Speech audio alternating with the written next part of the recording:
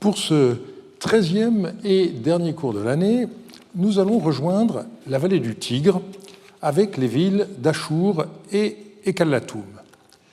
Dans l'état actuel des publications, la ville d'Achour est mentionnée 51 fois dans les archives de Mari et Ekallatoum 110 fois. À titre de comparaison, Shubaten-Lil est mentionné 103 fois, Andarig 123, Babylone 322, Eshnouna 264, mais Larsa seulement 32. Donc ces chiffres montrent que les deux villes auxquelles on va s'intéresser ne sont pas négligeables. Achour se situe à 100 km au sud de Mossoul, donc de Ninive. La ville porte le nom de son dieu. En fait, Achour est au départ une montagne divinisée, le promontoire rocheux qui domine la vallée du Tigre à cet endroit. Un bas-relief a été découvert dans une cour du temple d'Achour, à l'intérieur d'un puits. Il date sans doute de la première moitié du deuxième millénaire. Et on y voit un dieu montagne, identifié comme tel par les sortes d'écailles qui recouvrent sa robe, mais aussi son bonnet, motif par lequel la montagne est symboliquement représentée dans l'art mésopotamien. Le dieu tient en main deux branches qui se terminent par des sortes de bourgeons que broutent des capridés. Et de part et d'autre, deux petites figures portent des vases aux eaux jaillissantes. Eh bien, il est fort possible qu'il s'agisse du dieu Achour lui-même. Et la chose est sûre, en tout cas, pour le sceau de la ville d'Achour, dont on a retrouvé une empreinte sur une étiquette. On y voit une divinité protectrice debout en prière devant une montagne d'où émerge une tête de bovidé. Et la légende indique qu'il s'agit du sceau du dieu Achour relatif à la taxe Nisratum appartenant au Bit Alim, la maison de la ville, autrement dit la municipalité. Donc, le fait qu'Achour était une montagne divinisée n'est plus sujet au doute. Et nous avons le même nom pour la montagne divinisée, la ville qui s'y est installée, et à partir du XIVe siècle, mais seulement à partir de ce moment-là, un pays qui s'est constitué à partir de là. Sur ce promontoire dominant le Tigre, donc, s'est installée une ville qui a grandi au IIIe millénaire et a développé au début du IIe millénaire un réseau commercial remarquable.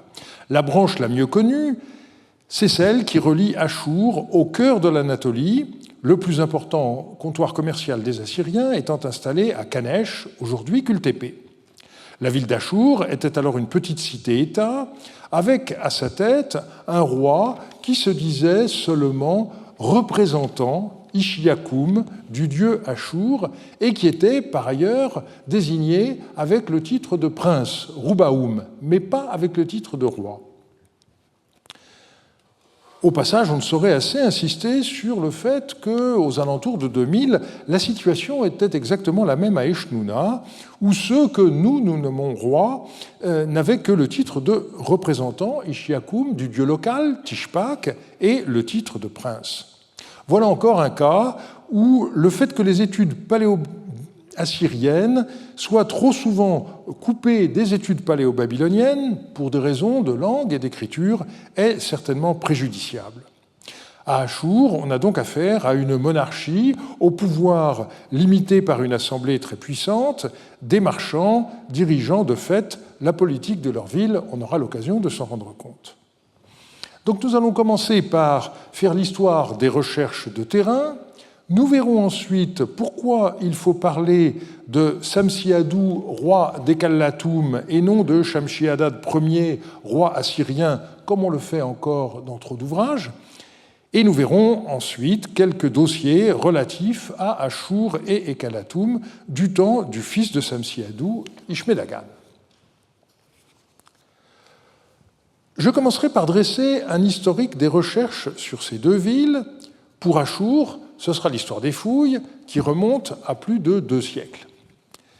Le site a d'abord été identifié par l'anglais Claude Rich en 1821 Il a été visité et exploré par Layard en 1847 et de 1850 à 1851 avec Rassam. Il y a une anecdote qui est assez peu connue. Victor Place s'y rendit en 1852. Il avait en effet reçu instruction de l'Académie, non seulement de poursuivre les travaux de Botta à Khorsabad, mais aussi de s'intéresser à d'autres sites de la région, et en particulier à Kalat Sherkat, qui est le nom moderne d'Achour. Place, après avoir ouvert quelques tranchées avec une quarantaine d'ouvriers, demanda la protection du cheikh local. Mais celui-ci crut bon de jouer de la rivalité qui existait alors entre Français et Anglais, et il fit courir le bruit que Place lui avait demandé de dépouiller Rassam et au besoin de l'assassiner. Heureusement, Rawlinson arriva sur les lieux et calma le jeu, ce qui soulagea Place, mais c'est finalement Rassam qui reprit les fouilles à Kalat Sherkat en 1853, et c'est ainsi que fut découvert le fameux prisme de Teglat-Phalazar Ier, transporté au British Museum, et qui donna lieu au célèbre déchiffrement parallèle de 4 savants en 1857. Plus tard encore, George Smith, dans le cadre de sa première campagne de fouilles à Ninive, fit quelques travaux à Kalat Sherkat en 1873. 30 ans plus tard, les Allemands s'intéressèrent au site pour une fouille qui allait cette fois durer une douzaine d'années. Le contexte de cette entreprise, c'est le moment où l'empereur Guillaume II, après avoir unifié l'Allemagne, s'est lancé dans une active politique internationale. Et pour ce qui nous intéresse, bien sûr, ce sont ses relations avec l'Empire ottoman. On connaît le voyage qu'il fit en Orient en 1898, qui le mena notamment à Damas et à Jérusalem.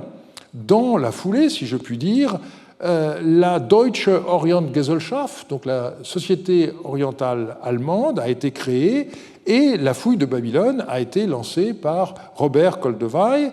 Les deux événements ont été commémorés en mars 1998, donnant naissance à deux ouvrages collectifs, l'un sur les activités de la DOG, comme on dit à l'allemande, pendant un siècle, et l'autre sur Babylone. Mais au bout de 4 années de fouilles intensives à Babylone, seuls des niveaux très tardifs avaient été dégagés. Et il était clair que pour fouiller des niveaux plus anciens, eh bien, il faudrait choisir un autre site. Koldewey commença par mener une campagne à Farah, l'antique Shuruppak, en 1902-1903, où il découvrit les fameuses tablettes proto-dynastiques. Et puis, il fouilla également à Abu Hattab, où il découvrit l'antique Kisurra. Finalement, il décida d'entreprendre des recherches au nord, sur le site de la capitale assyrienne. Il débuta en 1903, mais il retourna rapidement à Babylone, passant la main à celui qui avait été jusqu'alors son bras droit, c'est-à-dire Walter André.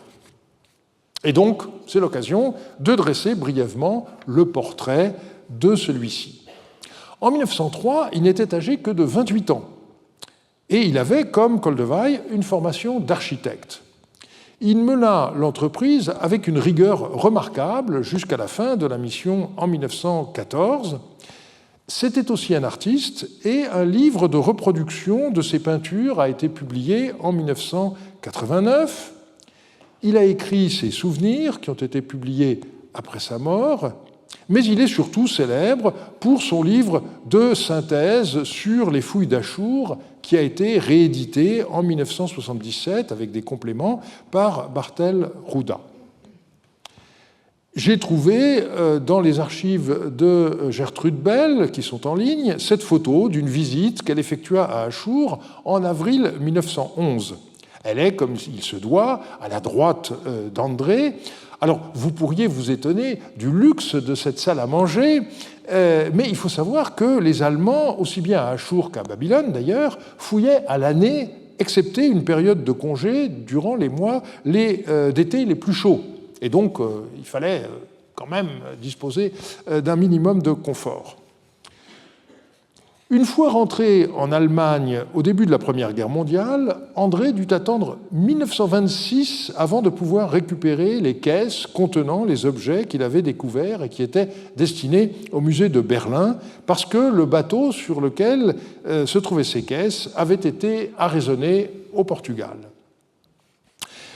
On oublie souvent que c'est à André et pas à Koldewey, mort en 1925, que l'on doit, dans le musée de Berlin, la fameuse reconstitution de la voie processionnelle et de la porte d'Ishtar à Babylone.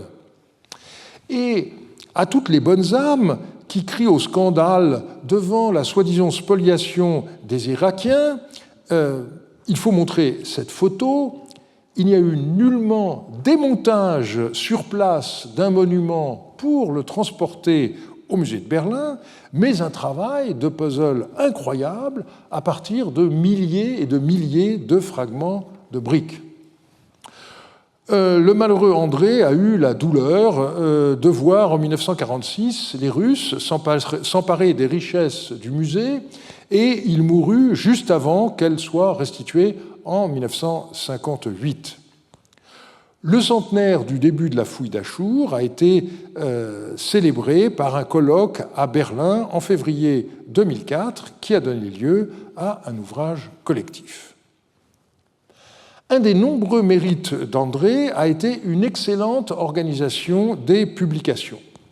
Elles sont toutes parues dans la collection connue sous le sigle de WVDOG, donc les contributions scientifiques de la Société orientale allemande. On a de nombreux volumes relatifs à l'archéologie que lui-même ou ses collaborateurs ont publiés, et aussi des séries de publications d'épigraphistes qui a commencé avant même l'arrêt des travaux sur le terrain. Alors, il est vrai qu'aucun épigraphiste n'a été présent sur le terrain, ce qui peut paraître regrettable, mais plusieurs séries de volumes ont paru sous le titre Keilschrifttexte aus Aschur, texte cunéiforme d'Achour. Selon la coutume de l'époque, c'était des planches de copie accompagnées de catalogues et d'index, les éditions étant faites dans des ouvrages ou articles dispersés. Voici la liste de ces volumes pour une série qui s'est arrêtée avec la Deuxième Guerre mondiale, et puis il y a eu ensuite des volumes consacrés aux textes littéraires et médicaux qui sont parus dans d'autres collections. Mais il restait beaucoup d'inédits. Le problème, c'est que Berlin, après la Seconde Guerre mondiale, était coupé en deux, et ça n'a pas permis que les publications se poursuivent de manière coordonnée parce que le siège de la DOG se trouvait à Berlin-Ouest, à Charlottenburg, tandis que le musée se trouvait à Berlin-Est. Et il a fallu attendre la chute du mur et la réunification de l'Allemagne pour que les publications reprennent à grande échelle. Un projet a été dirigé par Johannes Renger de 1997 à 2010, qui avait 4 objectifs: publier ce que les Allemands appellent les Kleinfunde, les petits objets, réexaminer l'architecture monumentale en resituant le contexte archéologique de tous les objets découverts dans les bâtiments dont jusqu'à présent seule l'architecture avait été publiée, publier les caveaux funéraires et les tombes qui étaient restés inédits, et il y en avait plus de 1000, et enfin publier les textes juridiques et administratifs restés inédits depuis l'époque paléo-akkadienne jusqu'à l'époque néo-assyrienne. Il y a eu au total 39 volumes et de nombreux articles qui sont issus de cette entreprise qui était financée par la DFG, la Deutsche Forschungsgemeinschaft, l'équivalent de notre ANR, mais je dois dire qui dispose de crédits nettement plus importants. Ce projet a été relayé par un autre qui a pris naissance lorsque Stefan Maul a reçu le prestigieux prix Leibniz en 1997, peu après être devenu professeur à l'université de Heidelberg. Il s'agissait de publier cette fois tous les textes littéraires restés inédits. Cela s'est fait dans une nouvelle série appelée KAL, donc les Keilschrifttexte aus Aschur literarischen Inhalts, les textes cunéiformes d'Achour de contenu littéraire. il y a au total 17 volumes qui sont parus jusqu'à présent depuis 2007, mais presque tout ceci concerne des périodes postérieures à celles qui nous intéressent. Revenons aux travaux de terrain. En 1903, André a commencé par établir le tracé de la muraille. Sa partie méridionale, qui entoure la ville basse, avait été construite par Puzur-Ashur III vers 1500. Ensuite, André a fouillé les principaux monuments du nord du site, donc de l'acropole, et c'est là notamment qu'il a dégagé le temple d'Ashur, où il put retrouver un plan de l'époque de Samsiadou, sur lequel nous reviendrons, et puis il fouilla également ce qu'on appelle le Vieux Palais. Mais ces deux bâtiments n'ont livré aucune archive du début du deuxième millénaire. Et dans la ville basse, André a décidé de reprendre la technique des Urgraben, des tranchées d'exploration, qui avaient déjà été expérimentées aussi bien à Farah qu'à Abu Hattab. Donc, ça consistait à ouvrir des tranchées de 10 mètres de large tous les 100 mètres, et on les voit encore très bien de nos jours. L'orthophoto que vous avez à l'écran a été prise tout récemment. Et, bien entendu, lorsqu'on trouvait quelque chose de particulièrement intéressant, les fouilleurs ne s'interdisaient pas d'élargir à l'endroit où se trouvait ce bâtiment. Par la suite, la fouille d'Ashur a repris à plusieurs moments. D'abord, il y a eu des fouilles irakiennes dans les années 1970-80, mais qui n'ont pas donné beaucoup de publications. Les Allemands sont revenus d'abord en 1988-89 avec Reinhard Dittmann, puis en 1990 avec Bartel Ruda, et ensuite, eh bien, vous imaginez ce qui s'est passé, interruption à cause de la guerre du Golfe. Il y a eu ensuite des fouilles de 1999 à 2002. Les Irakiens ont notamment élargi la fouille de la maison de l'exorciste, qui a livré des tablettes supplémentaires. Il y a eu 2 campagnes qui ont été menées par Peter Miglus pour prolonger le travail de Ruda sur un quartier d'habitation dans la partie occidentale de la ville basse. Et le résultat des 3 campagnes 1990, 2000 et 2001 a été l'objet d'un projet intitulé Ashur West, donc Ashur Ouest, dirigé à Heidelberg par Peter Miglus, qui a abouti au volume VVDOG 152 en 2016. Et les textes des archives alors découvertes, celles de Douri Ashur d'un côté, d'une famille égyptienne de l'autre, eh bien, ont été publiés par Karen Radner et sont désormais accessibles en ligne sur le site ATAE. À partir de 2023, de nouvelles fouilles ont eu lieu sous la direction de Karen Radner et Janosza Krepner. Cette reprise des fouilles a été rendue possible par le financement considérable obtenu par Karen Radner en 2022, qui, elle aussi, a reçu le très prestigieux prix Leibniz. Une somme de 2,5 millions d'euros finance des recherches pour 7 ans, donc jusqu'en 2030. Il y a eu 3 campagnes de 2023 à 2025, et les 2 premières ont déjà donné lieu à des ouvrages collectifs. Alors l'accent est mis sur la ville basse parce qu'elle est menacée par la construction d'un barrage dont le lac pourrait inonder une partie du site. Pour l'instant, la construction de ce barrage a été arrêtée. On ne peut espérer que ça ne reprenne jamais parce que c'est discutable du point de vue de l'environnement et du point de vue de l'archéologie, évidemment, ce serait une catastrophe. L'avantage de ces fouilles récentes, c'est que pour la première fois, sur le site d'Ashur, toutes les techniques modernes de l'archéologie ont été utilisées, prospection géomagnétique, recours aux drones, paléobotanique, paléozoologie, etc. Le paradoxe, c'est que la fortune postérieure de la ville d'Achour nous empêche de bien connaître l'aspect qu'elle avait au début du deuxième millénaire. Aucune maison d'époque paléo-assyrienne n'a pu être dégagée dans les tranchées de la ville basse parce que le niveau correspondant se trouve trop en profondeur sous les couches parthes, néo-assyriennes et médio-assyriennes. Et c'est la raison pour laquelle les fouilles de Kültepe, l'ancienne Kanesh, au cœur de l'Anatolie, sont si importantes. On y a en effet découvert dans la ville basse de nombreuses maisons occupées par des marchands assyriens dont les archives ont livré jusqu'à présent environ 23 000 tablettes, dont un quart seulement a été publié. Une bonne partie des lettres, mais aussi des contrats qu'on y a retrouvés, ont en fait été rédigés à Achour et transportés jusqu'au cœur de la Turquie actuelle.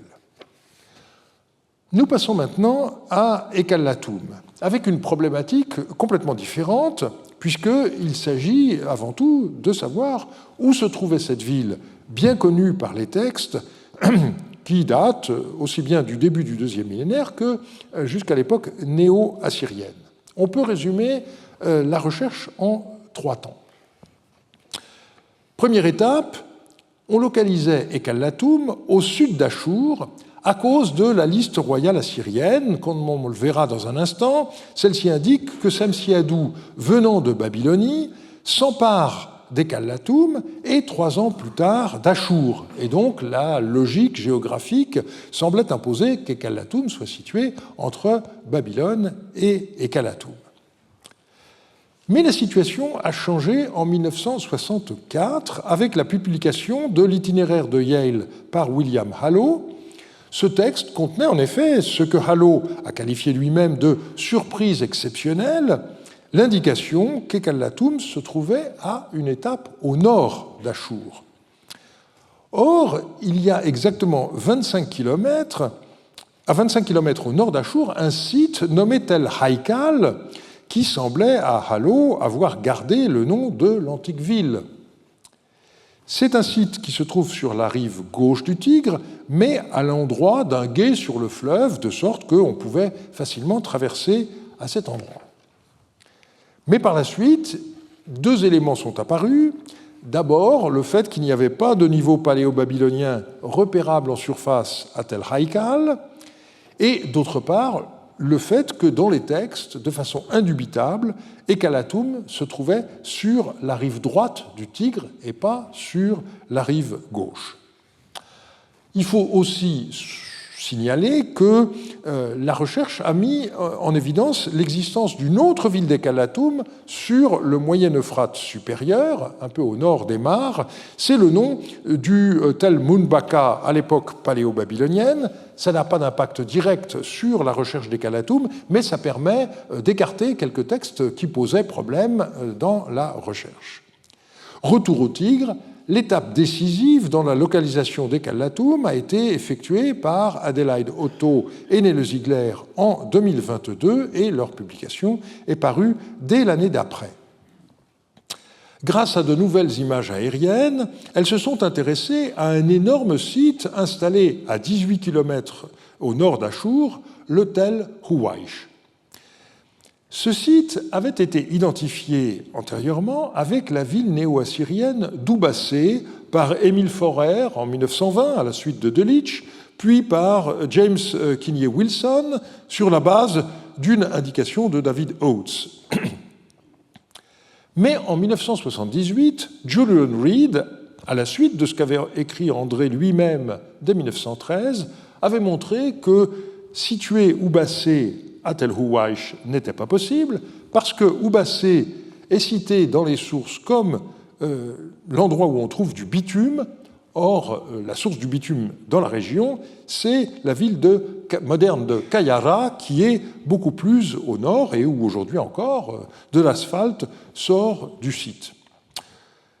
Et pourtant, la localisation d'Oubassé à Tel Huwaish a été conservée dans les atlas récents, par exemple sur l'atlas d'Helsinki, que beaucoup consultent comme si c'était la Bible, ce que ça n'est pas.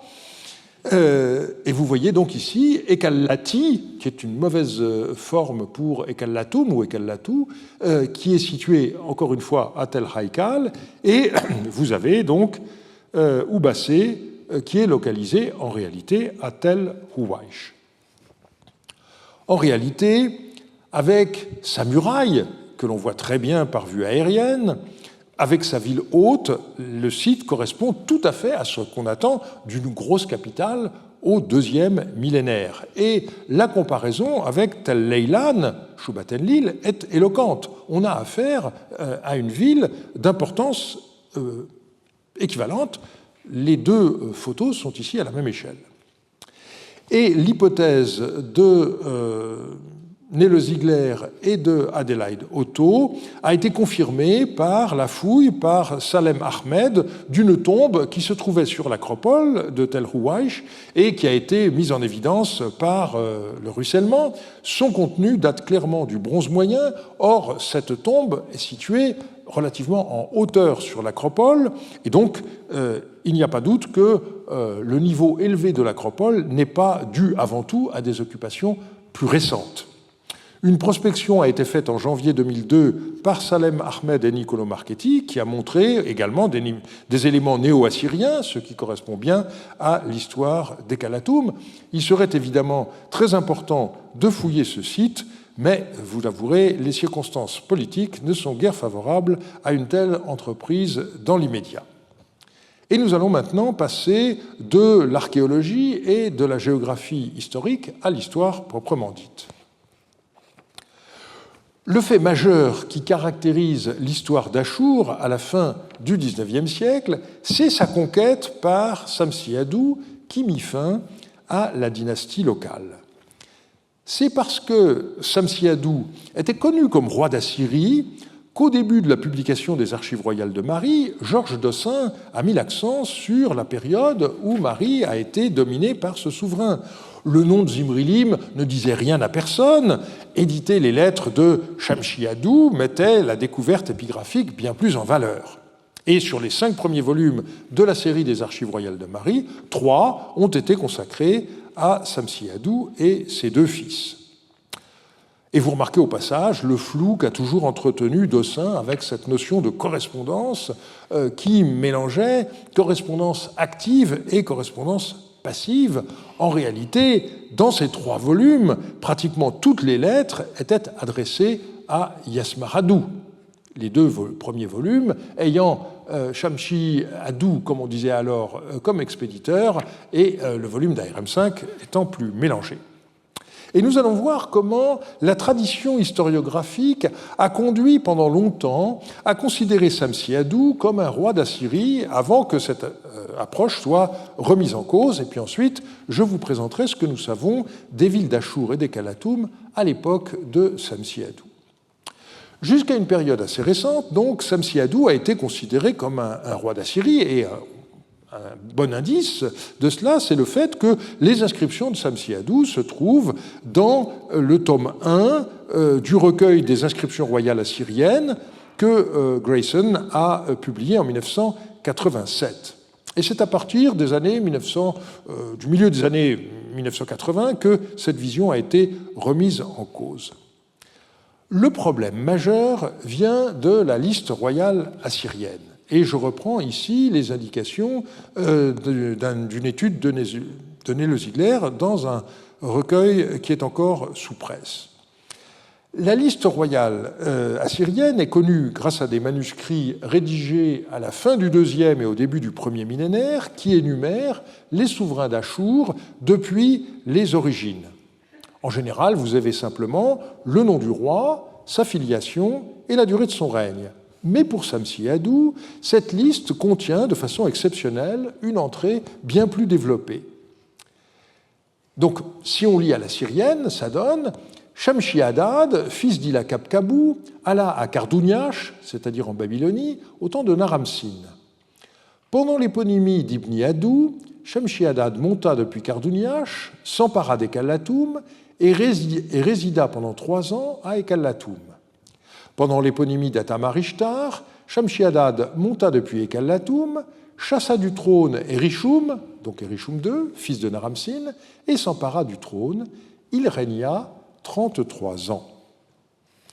Alors, grande richesse de détails, mais problème. Ce texte semble en effet reposer sur une tradition corrompue, notamment parce que les deux éponymes mentionnés ne correspondent pas à ceux qui sont connus par les documents contemporains. On a bien des éponymes nommés Ibn Yadou, mais aucun d'eux ne peut correspondre chronologiquement à la conquête de Samsi-Adou. Et par ailleurs, l'éponyme de la conquête d'Achour nommé Atamar-Ishtar n'a aucun parallèle dans les listes d'éponymes qui sont maintenant à notre disposition. L'indication d'un règne de 33 ans, en revanche, est prise au sérieux par les chercheurs et donc doit débuter avec la prise d'Achour, et c'est Yigal Blor qui a proposé d'identifier l'éponyme de la conquête d'Achour, le soi-disant Atamar-Ishtar, avec en fait Amour-Achour. Donc il y aurait eu une erreur. Et cet Amour-Achour, c'est le 33e éponyme avant l'éponyme nommé Tab-Tsili-Achour en 1776 avant Jésus-Christ, éponyme durant lequel Samsi-Adou mourut. Dans le résumé qu'il a donné pour le colloque qui aura lieu au mois de juin prochain, Denis Lacambre a indiqué qu'il allait reprendre cette question, mais pour l'instant, je n'en sais pas plus, donc nous verrons en juin. Autre élément qui a conduit à considérer Samsi-Adou avant tout comme un roi assyrien, les inscriptions découvertes dans le temple du dieu Achour. Il s'agit d'abord d'un texte bref qu'on a retrouvé sur des briques estampées. Samsi-Adou représentant Ishiakum d'Achour, fils d'Ila-Kabkabu, bâtisseur du temple d'Achour, et on a même une version encore plus courte, Samsi-Adou, bâtisseur du temple d'Achour, qu'on trouve sur des crapaudines, sur une pierre précieuse et sur de nombreuses autres briques estampées. André a aussi découvert dans le temple d'Achour 9 blocs en calcaire qui portent le même texte, commémorant cette fois la construction d'un temple pour le dieu Enlil. L'inscription commence par une titulature et on lit ensuite « Le temple du dieu Enlil, qu'Erichum, fils d'Ilushuma, avait fait construire, était tombé en ruine et je l'ai abandonné. J'ai construit le temple d'Enlil, mon seigneur, l'estrade redoutable, la grande chapelle, le siège du dieu Enlil, mon seigneur, qui ont été méticuleusement réalisés par les maçons de ma ville d'Achour. J'ai couvert le temple de poutres de cèdre, j'ai érigé dans les salles des portes de cèdre ornées d'étoiles d'argent et d'or. » Et l'inscription fait ensuite allusion aux dépôts de fondation qui ont été aménagés et aux rites alors accomplis. Sous les murs du temple, j'ai placé de l'argent, de l'or, du lapis-lazuli et de la cornaline, donc toute une série de métaux et de pierres précieuses. J'ai mélangé à la chaux de la résine de cèdre, la meilleure huile, du miel et du gui. J'ai méticuleusement construit le temple du dieu Enlil, mon seigneur, et je l'ai appelé Eam Kurkura, le temple, taureau sauvage des pays, temple du dieu Enlil, mon seigneur, au sein de ma ville Achour. Et l'inscription se poursuit par un tarif qui donne le montant de grains de laine et d'huile qu'on pouvait alors acheter avec un cycle d'argent. Puis vient un rappel historique qui évoque le tribut reçu des rois du Toukriche et du Haut-Pays, ainsi que l'érection de stèles à son nom au Liban, au bord de la Méditerranée. Nous avons vu cela au début de l'année. Et le texte continue par une demande. Le jour où un roi futur verra ce temple en ruine, eh bien, il devra le restaurer et y replacer cette inscription. Et au cas où ce vœu ne serait pas respecté, eh bien, il y a toute une série de malédictions qui sont écrites. C'est donc un texte qui est d'un style très babylonien, et d'abord par sa langue, qui est babylonienne et pas assyrienne. On a aussi la présence de ce tarif qui est caractéristique de la Mésopotamie du Sud à partir des rois de Larsa. Et le problème qu'a posé ce texte, évidemment, c'est la façon dont il y est question du dieu Enlil et non pas du dieu Achour. Or, il n'y a pas de doute qu'on soit dans le temple d'Achour, puisque ces pierres ont été retrouvées in situ et que d'autres inscriptions dans le même bâtiment, commémore Samsi-Adou comme bâtisseur du temple d'Achour. Donc, on a traditionnellement considéré qu'on avait affaire à une sorte de babylonisation de la religion par Samsi-Adou, puisque la liste royale assyrienne nous dit que Samsi-Adou était monté de Babylonie, avec une assimilation entre Enlil et Achour. Ce qui est un peu gênant quand même, c'est que dans une inscription trouvée cette fois à Ninive, Samsi-Adou se présente comme, je cite, le fort, roi de l'univers, préposé du dieu Enlil, représentant Ishiakum d'Achour, et puis bien-aimé de la déesse Ishtar, puisqu'on est à Ninive. Et donc ici, les dieux Enlil et Achour sont bel et bien distincts, et on touche ici à notre difficulté de comprendre le polythéisme des religions de l'Antiquité. Dernier élément à examiner, le sceau de Samsi-Adou, dont j'ai publié l'inscription en 1984, il a une titulature qui est parfaitement assyrienne. Samsi-Adou, bien-aimé du dieu Achour, représentant Ishiakum du dieu Achour, fils d'Ila Kapkabou, eh bien, on peut comparer cette inscription avec celle du sceau du roi paléo-assyrien Sargon, qui est connu, Sargon, représentant Ishiakum du dieu Achour, fils d'Ikunum, lequel était représentant Ishiakum du dieu Achour. La seule différence, vous le voyez, c'est que Ila Kapkabou, le père de Samsi-Adou, n'est pas suivi par le titre de représentant du dieu Achour, puisque c'est Samsi-Adou qui s'est emparé de la ville. Et ce qu'il faut noter, c'est que l'iconographie de ce sceau, qui a été publiée en dernier lieu par Julie Patrier, eh bien, n'a rien d'assyrien, c'est une scène de présentation babylonienne très classique, et donc vous voyez ici, une fois de plus, le contraste entre des aspects babyloniens et des aspects assyriens dans le legs de Samsi-Adou à Achour. Lors de la 39e rencontre assyriologique internationale qui s'était tenue à Heidelberg en 1992, Jean-Marie Durand et moi-même avons remis en question cette vision de Shamshi-Adad Ier, roi d'Assyrie. Comme nous étions en retard dans l'achèvement du manuscrit, notre contribution n'est pas parue dans les actes de ce colloque, mais dans la revue Marie. À vrai dire, dès 1985, dans notre article sur la prise du pouvoir de Zébrilim dans Marie IV, nous avions commenté l'épithète que porte Samsi-Adou dans plusieurs textes, celui qui a réuni le pays entre Tigre et Euphrate sur l'ordre d'Achour qu'il aime. Et notre commentaire était le suivant. Une de ces inscriptions indique que Samsi-Adou considère comme une unité la région qui est entre les deux fleuves. Il est vraisemblable que Samsi-Adou ne se serait pas présenté, comme nous le faisons dans nos manuels, comme un roi d'Assyrie, mais plutôt comme l'homme de la région des deux fleuves.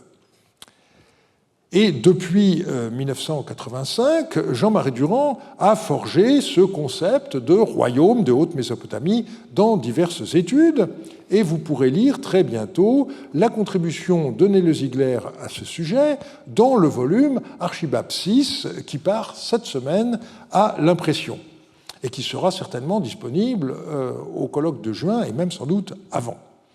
Elle souligne que ce concept n'est nullement un anachronisme, et elle a rappelé le commentaire de Jean-Marie Durand de 1998. Le royaume des Calatoum, proprement dit, s'appelait les bords du Tigre, parallèlement à la dénomination du royaume de Marie, qui était les bords de l'Euphrate. Cette double appellation doit donner le sens de l'épithète que s'arroge à deux reprises Samsi-Adou, celui qui a attaché ensemble les bords du Tigre et de l'Euphrate, c'est-à-dire, en somme, fondateur du royaume de Haute-Mésopotamie. Et ce qu'il faut remarquer, c'est que Samsi-Adou était vu par ses voisins avant tout comme un roi des Calatoum.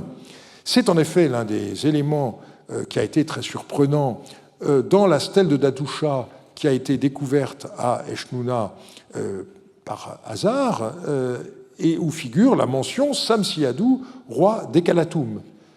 Cette inscription date de la fin de la vie de Samsi-Adou et elle est due à son voisin, le roi d'Eshnouna, Dadoucha. C'est donc avant tout de cette manière que Samsiadou était vu à l'époque. Et pourtant, dans le livre assez récent de Mogens Larsen, un des meilleurs spécialistes actuels du paléo-assyrien, on voit encore Samsiadou présenté sous le nom de Shamshi-Adad Ier, ce qui le fait implicitement apparaître comme le premier de ce nom dans la lignée des rois d'Assyrie postérieurs. Il est vrai que la rubrique s'intitule King in Assur et que la colonne d'à côté indique une dynastie amorite contrôle Assur, mais garder l'indication chiffrée premier me semble une erreur parce qu'elle conduit à regarder cette époque de manière téléologique. Et ce débat me rappelle ce que nous disait Marie Benabou, assistante de Pierre Goubert, quand j'étais étudiant en licence à la Sorbonne. Il ne faut pas étudier la France du XVIIIe siècle avec la Révolution comme horizon. Il faut étudier le XVIIIe siècle pour lui-même. Eh bien, la même chose vaut pour le XVIIIe siècle, avant notre ère. Et je prendrai une autre comparaison. Clovis était roi des Francs, mais sûrement pas roi de France, tout simplement parce que ce que nous appelons la France n'existait pas à cette époque. Eh bien, la même chose vaut pour Samsiadou. Ce sont les Assyriens postérieurs qui ont intégré Samsiadou de manière rétrospective à l'histoire de leur pays. Lui-même avait recueilli l'héritage des représentants Ishiakoum de dieu Achour, mais il prit plus tard le titre de roi de la totalité, à l'image des rois d'Eshnouna, ce que les princes d'Assour n'auraient jamais envisagé de faire. Que sait-on des villes d'Aschour et d'Ekalatum sous Samsiadou ? Eh bien, pour cette question, il faut renvoyer à l'excellente étude que Nele Ziegler avait publiée dans le recueil à la mémoire d'André Parot, le tome 6 de la série des Flor Illegium et Marianum, et qui portait sur le royaume d'Ekalatum et son horizon géopolitique. Ekalatum reste à bien des égards une ville énigmatique, même après avoir été localisée avec une quasi-certitude. Et Nele Ziegler avait commencé son article en posant deux questions. La première, quelle est l'ancienneté de la ville d'Ekalatum ? On a un texte qui pourrait faire allusion à un roi local antérieur à Samsiadou, appelé Ilimarare, mais c'est bien peu. Il devait y avoir une dynastie locale, puisque la liste royale assyrienne commence par décrire la conquête de la ville par Samsiadou de la même manière que 3 ans plus tard celle d'Achour. Et après tout, la distance entre les deux villes est comparable à celle qui sépare Andarig et Al-Arad, comme nous l'avons vu, qui eurent à certains moments des rois distincts. Il faut aussi se demander comment comprendre ce toponyme qui signifie « les palais », étymologie qui est assurée par la graphie qu'on rencontre parfois sous forme idéogrammatique et de Gal-Ria. Dans la mesure où on ne possède pas de référence à Ekalatum avant sa conquête par Samsiadou, on pourrait songer à un autre cas de ville renommée, comme nous l'avons vu pour Sherna, devenue Shubat-Enlil. Mais là, il y a deux éléments qu'il faut prendre en compte. Souligner que si on ne trouve aucune mention d'Ekalatum dans les archives des marchands assyriens, ça peut être dû à leur itinéraire qui ne passait pas par cette ville. Donc, l'absence de témoignage n'est pas le témoignage de l'absence. Et par ailleurs, on ne voit aucun toponyme dans les archives paléo-assyriennes dont la localisation approximative pourrait correspondre au tel Rouaïch. La dernière question, c'est de savoir où résidait Samsiadou lorsqu'il se trouvait dans la région. Il y avait sûrement au moins un palais à Ekalatum, on le verra pour la période d'Ishmedagan, et puis on doit rappeler l'existence à Achour de ce que les Allemands ont appelé le Vieux Palais, qui a été fouillé par Paul Marèche et publié par Konrad Preusser et republié par Steven Lundström. La stratigraphie est la suivante. Le niveau le plus récent a des vestiges qui sont attribués à l'empereur néo-assyrien Sénachérib. En dessous, on trouve des restes assez beaux d'un palais construit par Ashur-Natsirpal II, C'est lui qui a fait de Kalrou, donc à Nimroud, sa capitale, mais il avait quand même rebâti le palais d'Achour. Encore en dessous, on a un palais médio-assyrien qui est attribuable à Adad-Nirari Ier. Et encore en dessous, un palais plus ancien dont n'ont subsisté que les fondations. Et pour en retrouver un plan aussi complet que possible, eh bien, les Allemands ont ouvert des galeries permettant de retrouver les tranchées de fondation de ce palais qui avaient été en partie directement creusées dans le rocher. Alors, comment dater ce vieux palais ? Eh bien, dans la mesure où on est au niveau des fondations, par définition, très peu d'éléments sont disponibles. Pour des raisons architecturales, André avait daté ce palais de l'époque de Samsiadou, mais il est vraisemblable qu'en fait, il est plus ancien. Nous avons déjà vu les éléments qui permettent en revanche d'attribuer sûrement à Samsiadou la reconstruction complète du temple du dieu Achour, alias Enlil. Et nous disposons d'une lettre de Samsiadou à son fils Yasmaradou qui laisse penser qu'il existait une forme de centralisation du culte dans le temple du dieu Achour, dans la ville d'Achour. C'est une lettre tout à fait extraordinaire. Je t'ai fait porter 20 mines d'argent pour sertir ta statue. Les statues qui sont faites ici, ou à Shubat-Enlil, on en a antérieurement fait les comptes dans le temple d'Achour. On en connaît donc, après réalisation, les déficits. Les comptes en sont sains. Qui te voit a de quoi être déprimé.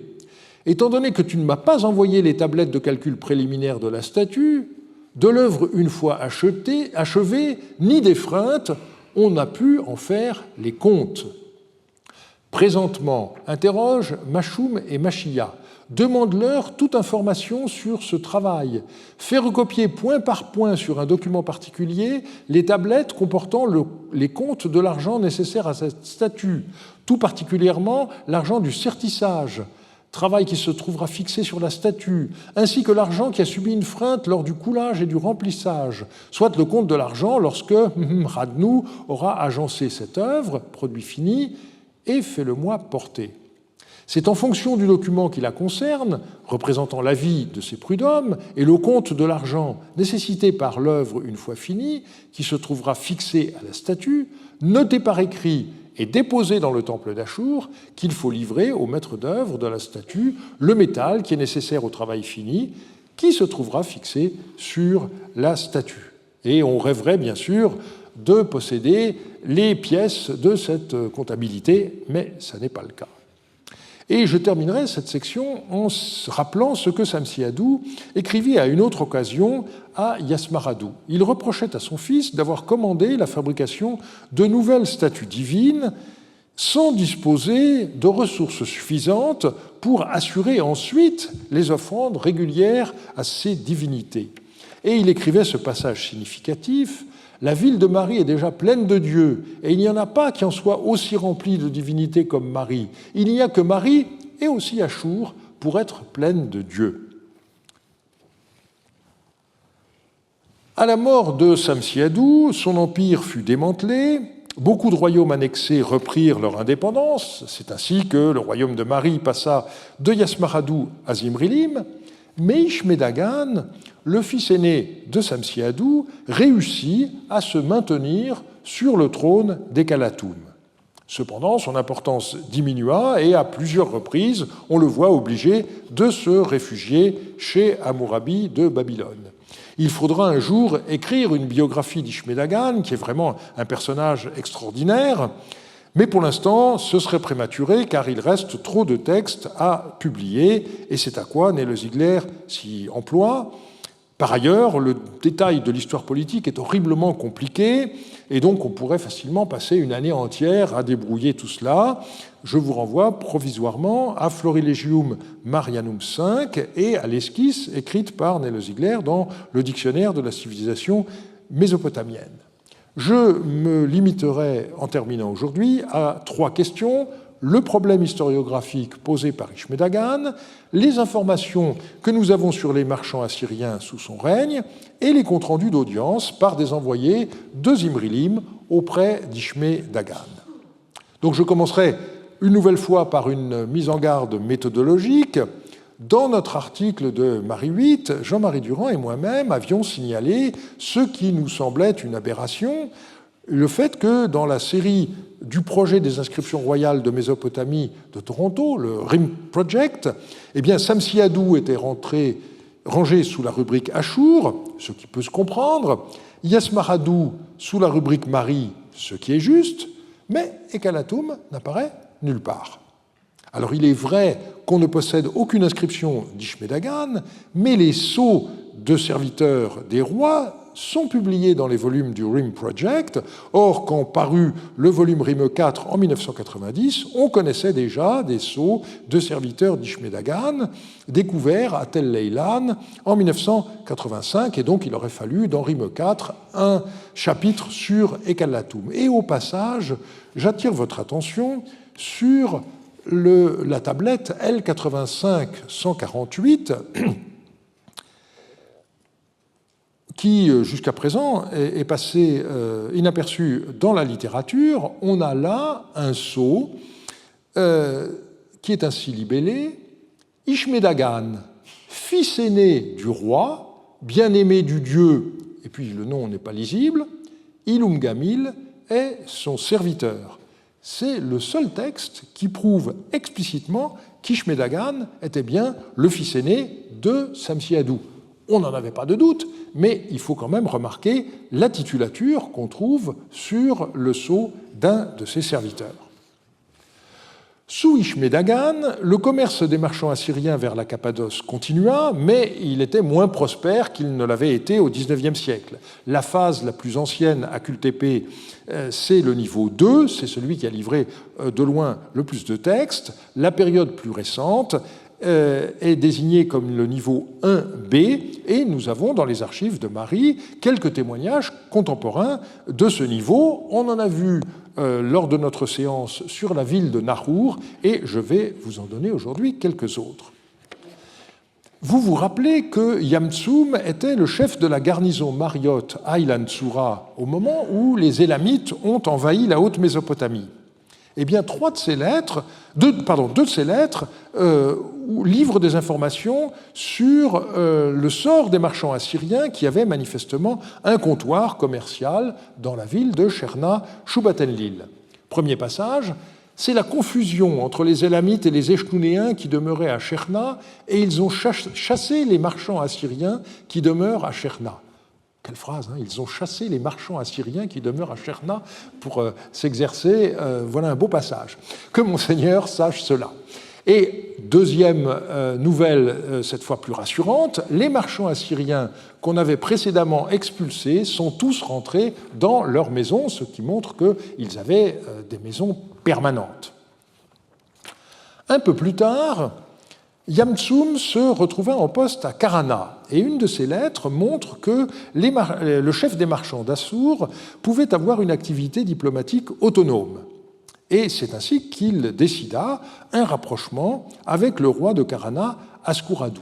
La lettre dit ceci: d'autre part, j'ai entendu ceci dans mon entourage, le chef des marchands d'Achour fait entrer un présent Shuruptum pour Askuradou, et la ville d'Achour tout entière s'est impatronisée dans Karana même. Il se trouve par ailleurs que nous possédons à Marie 2 lettres du chef des marchands d'Achour, nommé Abdou Malik, à son homologue Mariotte Idiyatum. Il y est question d'échange de présents et d'un mariage entre le fils de Abdou Malik et la fille d'Idiyatum. Ceux d'entre vous qui étaient là le 3 mars 2025 se rappellent sans doute cette affaire, et pour les autres, eh bien, je vous renvoie à la vidéo du cours correspondant. Je mentionnerai aussi une affaire qui eut lieu dans la deuxième moitié de l'an 12 de Zimrili, mais qui est connue par des lettres d'Idiyatum, le chef de la garnison Mariotte à Andarig. Il y avait une caravane de 300 Assyriens et de 300 ânes qui partit d'Ekalatum pour Karana. Elle arriva ensuite à Andarig, mais elle fut arrêtée à la Grande Porte, et on voit au passage le filtrage qui s'opérait à l'entrée des villes. Il se trouve que le roi d'Andarig Atamroum était à ce moment-là absent, et donc c'est son épouse, je vous rappelle que c'était Inbatum, une fille de Zimrilim, qui prit la décision d'arrêter cette caravane. Alors Ascouradou, le roi de Karana, protesta vivement. Idiyatum voulut s'opposer à ce qu'on laisse la caravane poursuivre sa route, mais la reine lui envoya un message où elle lui disait « Monseigneur, c'est-à-dire le roi Tamroum, son mari, Monseigneur est absent. Je crains qu'Ascouradou, avec son impétuosité habituelle, n'écrive à Ishme-Dagan et que celui-ci provoque du dommage dans le pays. Je dois libérer ces gens. » Donc on voit le soutien diplomatique, voire militaire, dont jouissaient les marchands assyriens de la part du roi des Kalatoum, Ishme-Dagan. Et pour terminer, voici quelques comptes rendus d'entrevues d'envoyés Mariotte avec Ishme-Dagan, tantôt à Achour et tantôt à Ekallatoum. Alors, un petit détour par un personnage appelé Meptoum, qui était sous Imrilim le responsable de toute la région du Souchoum, donc la vallée de l'Euphrate en aval de Mari. Eh bien, au nord-est, cette région était prolongée par une steppe qui aboutissait à Ekallatoum et Achour. Et donc, les lettres de Meptoum contiennent fréquemment des informations sur ces deux villes. En voici une. Le district va bien. J'ai écrit précédemment à Monseigneur que j'ai envoyé mon serviteur Ascoudoum, à qui j'avais affecté des escorteurs, à Achour. Dès son arrivée, on l'introduisit auprès de Lunana, qui était manifestement le ministre d'Ishme-Dagan chargé d'accueillir les messagers étrangers. Lunana l'ayant interrogé, on l'introduisit auprès du roi, donc Ishme-Dagan, et le roi l'ayant interrogé, il lui dit ceci, et je laisse tomber la suite, mais le texte nous montre qu'en l'occurrence, Ishme-Dagan résidait à Achour. Nous possédons également deux lettres par lesquelles Ibalpiel et Boukakoum rendirent compte à Zimrilim d'une mission qu'ils avaient accomplie auprès d'Ishme-Dagan alors que celui-ci était malade. On est manifestement dans une phase de rapprochement entre les rois de Mari et d'Ekallatoum. Nous sommes arrivés à Achour dans la soirée. Nous avons entendu dire autour de nous qu'Akmoum a vaincu Ardigandi, le roi de Kabra. Voilà ce que nous avons entendu dire autour de nous.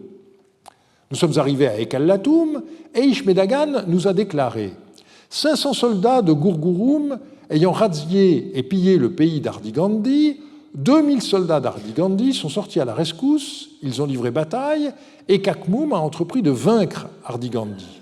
Ses principaux serviteurs errent ça et là. À présent, cet homme, à cause de sa défaite, puis il y a une cassure, et il met sa confiance en votre Seigneur. Il se défie de ces villes. Voilà ce qu'Ishme-Dagan a déclaré. Et la lettre continue. Ishme-Dagan est très malade, et conformément aux instructions de notre Seigneur, et à aller chez notre Seigneur. À présent, dans 1 ou 2 jours, Emoutou Ashkour et Lunana monteront pour prendre sa tête et aller chez notre Seigneur. Autant que nous avons pu le constater, Ishme-Dagan ne peut se déplacer, il est très malade. On voit donc que, quoi qu'empêcher de se déplacer, Ishme-Dagan se tient très au courant des événements et tient à le montrer, et comme il ne peut se rendre en personne à Mari, il compte y envoyer son fils, Moutashkour, et son ministre, Lunana. Mais les textes administratifs de Mari ne montrent pas que ce voyage ait finalement eu lieu. Et on a une deuxième missive adressée peu après à Zimrilim par les deux mêmes envoyés. Depuis le jour où nous étions chez Monseigneur, jusqu'au départ d'Ekallatoum, ça nous a fait un long temps ici. Selon la missive de notre Seigneur, nous sommes arrivés à Ekallatoum et Ishme-Dagan était alité. Lorsque nous eûmes essayé l'incantation Chéroum, les que nous avions n'étaient pas nombreux, mais selon la mission que notre Seigneur nous avait donnée, et puis là on a une cassure d'une quinzaine de lignes, la lettre reprend, par ailleurs, il, manifestement Ishme-Dagan, nous avait promis 2 belles musiciennes assyriennes, mais jusqu'à présent, il ne nous les a pas données, ça c'est l'obsession de l'époque pour les musiciennes, on en a vu beaucoup d'exemples, Et la lettre se termine ainsi. Autre chose, lors des instructions que nous avons reçues avant notre départ, s'exprimant d'abondance, il, c'est-à-dire Ishme-Dagan, a adressé à notre Seigneur, donc Zimrilim, un message comme à son père. Il nous a donné un guide et il a assurément beaucoup parlé avec louange d'Ascouradou, fils de Samouadou. Aujourd'hui, en prenant connaissance de notre tablette, et puis la fin de la lettre a disparu, donc on est manifestement dans une phase de rapprochement entre Ishme-Dagan et Zimrilim, mais qui ne durera pas. Il est temps que je m'arrête pour aujourd'hui et pour cette année 2026-27, pour cette année plutôt. 2026-27, comme vous le savez peut-être, sera ma dernière année d'enseignement au collège et j'ai prévu de vous parler d'un demi-siècle de recherche assyriologique, 1976-2027, bilan et perspective. D'une certaine façon, je compléterai l'histoire de l'assyriologie que j'ai faite il y a quelques années et rédigée dans mon livre Enquête de Ninive, qui allait de 1842 jusqu'à 1975. En attendant, je vous donne rendez-vous les 18 et 19 juin prochains pour le colloque qui aura pour thème « Pouvoir et culture écrite en Haute-Mésopotamie au XVIIIe siècle avant Jésus-Christ » et dont le programme est déjà en ligne sur le site du Collège de France. Je vous remercie de votre attention et de votre fidélité, aussi bien vous qui êtes présents dans cet amphithéâtre Marguerite de Navarre que vous qui regarderez ensuite ce cours en ligne. Et je vous dis donc rendez-vous en juin, si vous le voulez bien.